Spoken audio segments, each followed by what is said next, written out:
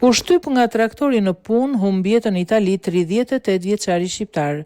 Një 38 vjeçar shqiptar ka humbur jetën në Itali teksa ka qenë duke punuar në një armë në një fermë bujqësore në Solarossos dhe Castel Bologneses. Mediat italiane shkruajnë se rreth orës 18 familjarët e tij të shqetësuar sepse nuk ishin kontaktuar me të, shkuan ta kërkonin në vendin e punës, por fatkeqësisht e gjetën të vdekur.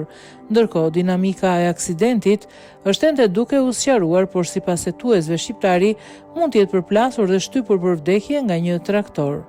Ndihma e shpejtë mbriti në vendin e ngjarjes, por për fat të keq mjekët nuk mundën të bënin asgjë për ta shpëtuar. Në vend ngjarje ndodheshin edhe inspektorët e sigurisë në punë dhe karabinierët, të cilët nisën hetimet për zbardhjen e plotë të këtij rasti. Gjithashtu mediat italiane shkruajnë se traktori është sekuestruar për hetime të mëtejshme.